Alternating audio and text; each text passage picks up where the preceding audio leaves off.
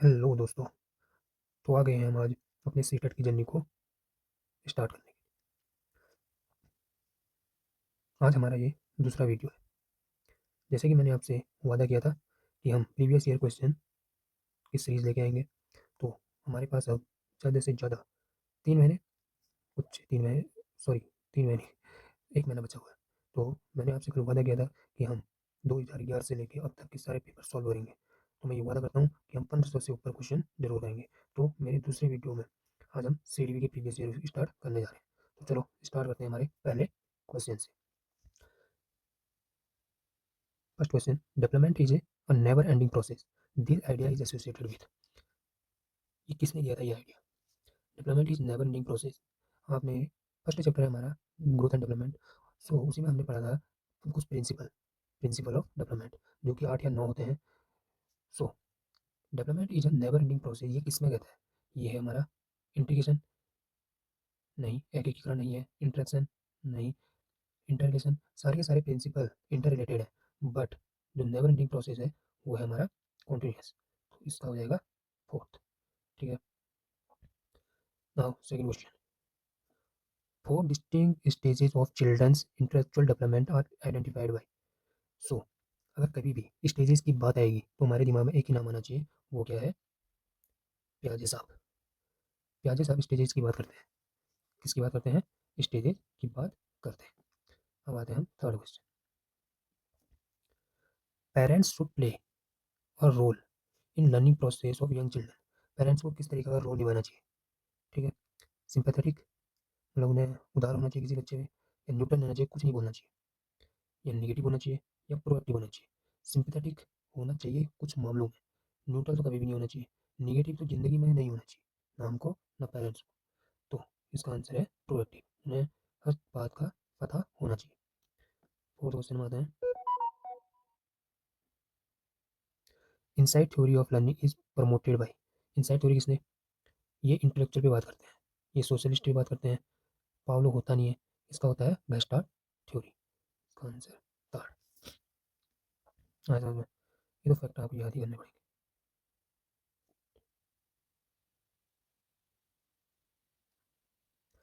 Motivation is the process of learning. Motivation क्या है? एक प्रोसेस है लर्निंग का, क्या करने का? मेक लर्नर थिंक यूनिडायरेक्शनली, मतलब एक ही दिशा में, ये तो नहीं हो सकता। Create interest for learning among young learner, एक तो हो सकता है। शार्पन द मेमोरी, कहीं मेमोरी को निगेटिव टर्म पे अगर ले आए तो हमेशा गलत होता है। डिफ्रेंशिएट करना, ये हमेशा गलत होता है। हम बच्चों को कभी भी डिफ्रेंशिएट नहीं करेंगे, मतलब अलग अलग नहीं करना है किसी भी चीज़ को। तो यूनिडायरेक्शनली एक ही दिशा में सोचना मोटिवेशन नहीं कहलाएगा। तो क्रिएट इंटरेस्ट पैदा कराना ही मोटिवेशन कहलाता है। तो आपको जैसे पता होगा कि मोटिवेशन दो टाइप के होते हैं, इंसेंट्रिक और एक्सेंट्रिक। तो इनको भी हम देखेंगे। ना हम आते हैं सिक्स्थ क्वेश्चन पे, विच ऑफ द फॉलोइंग,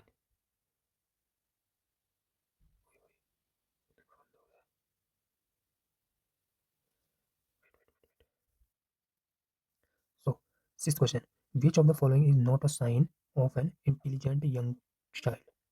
कौन सा इंटेलिजेंट यंग चाइल्ड का एक साइन नहीं है? One who carries on thinking in abstract manner, ये होता है। One who can adjust oneself in new environment, ये भी होता है। One who has ability to crime long ऐसे, intelligent. One who has ability to communicate fluency and appropriately, वो भी इंटेलिजेंस का ही है कि कैसे बोलना है, किस तरीके से बोलना है।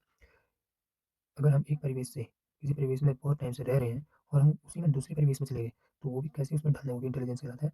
बट एक लॉन्ग ऐसे लिखना है कभी भी इंटेलिजेंट नहीं माना जाएगा, क्योंकि ऐसे लिखना, निबंध लिखना, ये हम नहीं मानेंगे।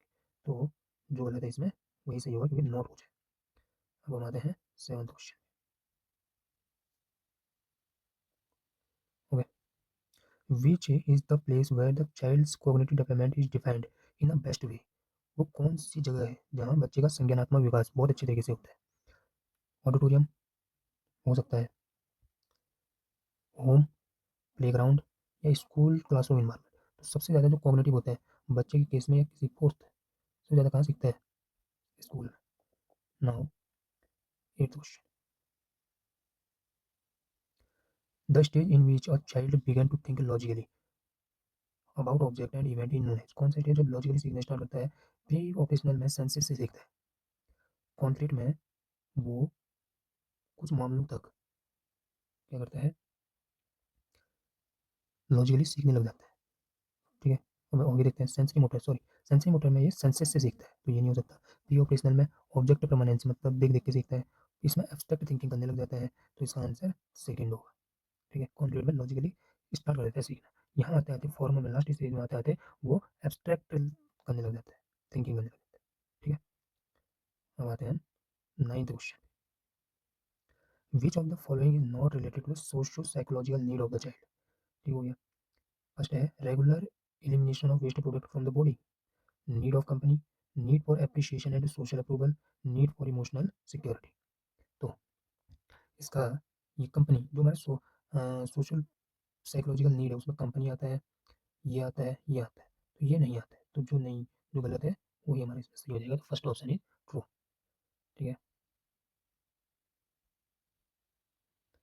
Now come to 10th question,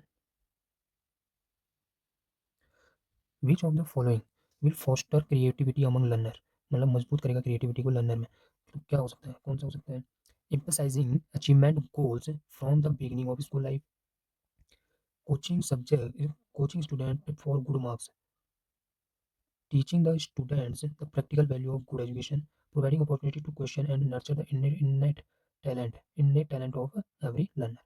क्या, emphasizing achievement goal, खाली गोल को अचीव करना नहीं हो सकता, coaching student for good marks, अच्छे मार्क्स लाने के लिए क्रिएटिव नहीं, teaching the student the practical value of good education, ये बहुत तक हो सकता है लेकिन ये नहीं होगा, लेकिन क्रिएटिविटी इननेट हमारी अंदरूनी जो चीज़ें हैं उनको निकालता है बाहर, तो क्रिएटिविटी उसे कहते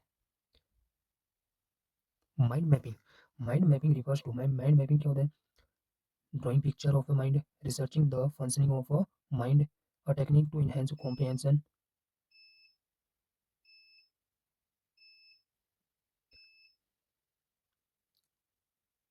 सो 11th क्वेश्चन देखते हैं, mind mapping refers to, mind mapping क्या होता है, माइंड में ही हम किसी चीज़ के बारे में कोई, अगर मैंने माइंड मैपिंग की, मैंने कोई सब्जेक्ट को मैंने माइंड में ही उसके बारे में सब वो कर दिया कि मुझे ये करना है, ये करना है, जो माइंड मैपिंग कहते हैं। तो drawing a picture on a mind, researching the functioning of a mind, a technique to enhance comprehension, a plan of action for a adventure. क्या होता है, researching, drawing the picture of mind, mind की picture नहीं, a technique to enhance comprehension, खाली comprehension को नहीं, a plan of action for an adventure, प्लान करने के एक्शन को नहीं, हमें क्या करते हैं, researching the functioning of mind, तो इसका second. A young child respond to a new situation on the basis of the response made by him or her in a similar situation in the past. This is related to, किससे related है, law of attitude, attitude से related है कि past की चीज़ों को हमसे क्या कर रहे हैं, young child respond to new situation, new situation में रिस्पॉन्ड कर रहा है on the basis of respond made by him past, जो उसने पास्ट में कोई चीज़ की थी और वो न्यू सिचुएशन में उसे लेके आ रहा है, तो उसे एटीट्यूड कहेंगे, नहीं, रेडीनेस, वो तो तत्पर उसी समय, लॉ इफेक्ट है, ये कोई इफेक्ट है नहीं, ये क्या है, एनालॉगी है। ठीक है, law of analogy 3, the best way, simply at primary level, to address the learning difficulties of student is to use easy and interesting textbook, telling storytelling method, a variety of teaching methods suited to the disability, expensive and glory support material. The best way, simply at primary level, to address the learning difficulties of student is to use easy and interesting textbook, story telling method primary level पे बहुत अच्छा है, लेकिन ये पूछ के लिए learning difficulties of student उसको एड्रेस करने के लिए, और variety of teaching method suited to the disability, तो इसका 3 हो जाएगा। पूछा किसके लिए, लर्निंग डिफिकल्टी जो हमारे अंदर है, किसी में डिसेबिलिटी है आँखों की, सुनने की, तो हम वैरायटी अलग अलग जो जिस चीज़ से बाधित है उसके लिए हम उस मेथड का यूज करेंगे। ठीक है,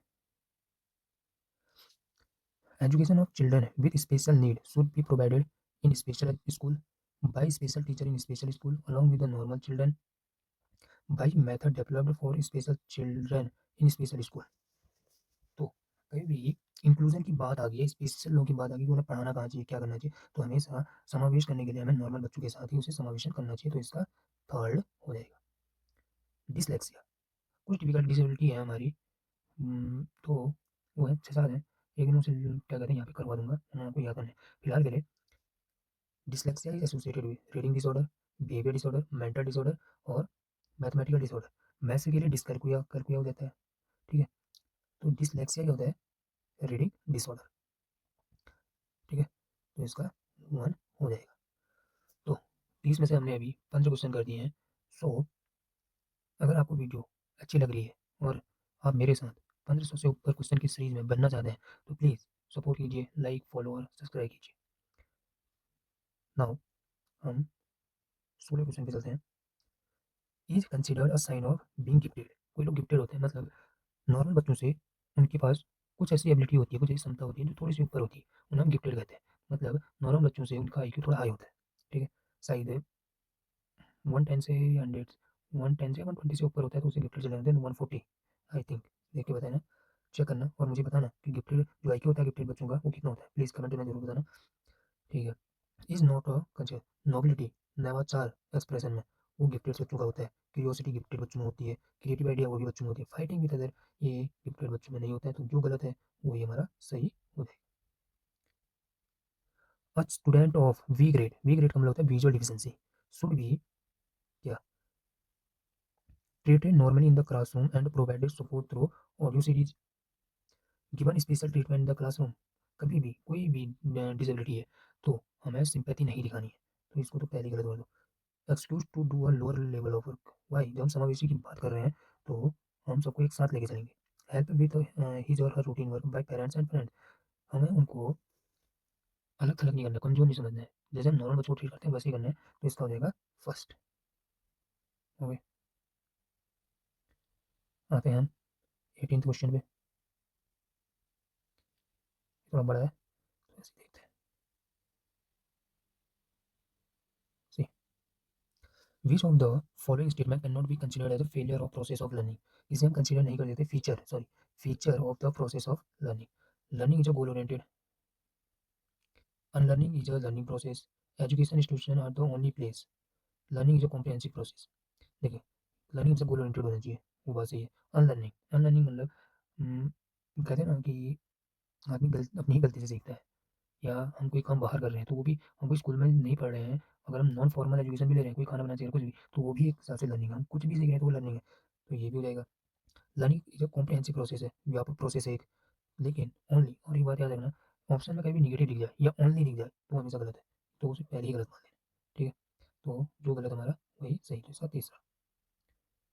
हम आते हैं 19, लर्निंग कैन बी इनरिच्ड है। कब उसे हम इनरिच्ड बनाते हैं, ठीक है, संपन्न बनाते हैं? If teacher use different type of lecture and explanation, due attention is paid to periodic tests in the class, situations from the real world are brought into the class in which students interact with each other and the teacher facilitate। ठीक हो गया। More and more teaching aid are used, सारे सही हैं। सभी के सब क्या कहते हैं, लर्निंग को समृद्ध बनाएंगे, इनरिच करेंगे। लेकिन मेन जो सबसे ज़्यादा पॉजिटिव पॉइंट है वो हमारा थर्ड है, क्योंकि हम इसे रियल वर्ल्ड में एक्टिविटी के हिसाब से करा रहे हैं, तो इसका थर्ड। कहीं भी रियल वर्ल्ड वाले ऑप्शन आएंगे वो तो हमेशा ही सही होता है, ठीक है? To make assessment a useful and interesting process, one should be careful about using a variety of way to collect information about the students learning across the scholastic and co-scholastic boundaries, using technical language to give feedback, making comparison between different student, labeling student as intelligent। कभी भी हम label तो नहीं करेंगे, याद रखना। क्या बोला मैंने? कभी भी हम लेबल अलग अलग नहीं करेंगे, कंपैरिजन वो भी नहीं करेंगे, टेक्निकल लैंग्वेज वो भी यूज़ नहीं करेंगे। हम बोलते हैं कि मदर टंग का यूज़ करो और मुझे सिंपल लैंग्वेज का यूज़ करो, तो टेक्निकल लैंग्वेज यूज़ करना, तो सिंपल सी बात है, पॉजिटिव हमारा यही है, तो ये हमारा आंसर हो जाएगा ना। 21 पे चलते हैं। A teacher because of his or her democratic nature allow students to sit all over the class. Some sit together and discuss or do group reading. Some sit quietly and read themselves. A parent does not like it. Which of the following may be the best way to handle the situation? देखते हैं। Parents should show trust in the teacher and discuss the problem with the teacher। ठीक है। Parents should take away the child, ये बहुत गलत बात है। Parents को भी समझना चाहिए, बच्चे को निकालने से कोई समाधान नहीं निकलेगा। पेरेंट्स शुड कंप्लेन अगेन, अरे शिकायत करके कौन गया है, शिकायत तो कभी नहीं करनी, वो प्रिंसिपल को बीच में नहीं लाना है। Parents should request the principal to change the section, why? ठीक है, तो पॉजिटिव आंसर ये निकल रहा है, तो इसका 1 हो जाएगा। विच of the following should be consider the most important quality of a teacher at a primary level? सबसे अच्छी क्वालिटी प्राइमरी लेवल पे कौन सी होती है? Competence in method of teaching and knowledge of the subject, competence to teach in highly standard language, मैंने कहा ना कभी स्टैंडर्डाइज लैंग्वेज का यूज तो नहीं करेंगे पूरी प्राइमरी लेवल पे। इगरनेस टू टीच, ये बहुत अच्छी बात है। पेशेंस हैंडलिंग, प्राइमरी लेवल पे बच्चे, हमें पता है हम सभी लोग पढ़ाते हैं, हम सभी लोग कहीं ना कहीं कभी ना कभी बीएड के दौरान तो हमें टीचिंग भी की, अगर छोटे बच्चों को पढ़ाते हैं तो वहाँ पे कितना हल्ला होता है, क्या होता है, बहुत ही चिंचिंगन करते हैं बच्चे ना। तो उसके लिए हमारे पास पेशेंस और प्रिजर्वेंस होना बहुत ज़रूरी है। पेशेंस एंड परसिवरेंस होना बहुत ज़रूरी है। 23 is considered a sign of motivated teaching, कौन सा है? Questioning the student, pin drop silence, कई पिन ड्रॉप साइलेंस तो बोल रहे थे, ठीक है। मैक्सिमम अटेंडेंस, मतलब बच्चे क्लास में आकर motivated teaching. Remedial work given by the, उपचारात्मक कार्य देना, उसे हम मोटिवेटेड टीचिंग नहीं कहेंगे। अगर बच्चे क्वेश्चन पूछ रहे हैं तो ये बेस्ट है। अगर बच्चे, अगर मैं जितने ज़्यादा सवाल पूछूंगा उतना ज़्यादा मेरी टीचिंग, मतलब कोई बच्चा मेरे सवाल पूछ रहा है तो मैं मोटिवेटेड करूँगा कि हाँ मेरा पढ़ाया हुआ या तो उसे समझ में आ रहा है तभी वो क्वेश्चन कर रहा है, या वो क्वेश्चन पूछ रहा है क्योंकि मेरी क्लास मोटिवेटेड है, वो कुछ जानना चाहती है। तो ये ठीक है। 24 and lower class playway method of teaching is based on psychological principle of development and growth, sociological principle, theory of physical education, principle of method of teaching, ये आता है। लेकिन वो प्ले वे टीचिंग मेथड जो होता है ये है, बट यहाँ पे एक साइकोलॉजिकल प्रिंसिपल ऑफ डेवलपमेंट भी, डेवलपमेंट जो साइकोलॉजिकल प्रिंसिपल हमारा डेवलपमेंट है उसके अंदर आता है प्ले मेथड, ये तो आपको याद ही करना पड़ेगा, ठीक है। The term curriculum in the field of education river, curriculum एक बहुत बड़ा है, सिलेबस है ना, सिलेबस एक क्लास के लिए बना होता है, मतलब सिलेबस एक, अगर ये सिलेबस है, ये अगर सिलेबस है तो ये क्या कहते हैं, पूरा पूरा करिकुलम है। तो इवैल्यूएशन प्रोसेस ये बहुत छोटी चीज़ होगी। Text material is used in the class, class में सिलेबस, ये सब आता है, ये अगर सिलेबस है तो वो भी करिकुलम के अंदर आ जाता है। Method of teaching and content, ये भी classroom. Overall programme of the school, ये आ गया हमारा करिकुलम। फोर्थ, समझ में आ गया।